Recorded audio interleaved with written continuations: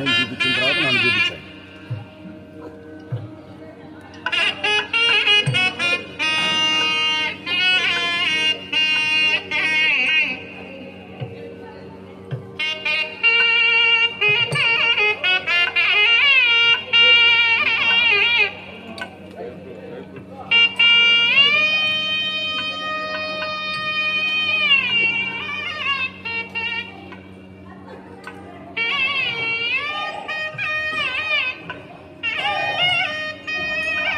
స్వామి శరణం, స్వామి శరణం, స్వామి శరణం. స్వామియే శరణమయ్యప్ప.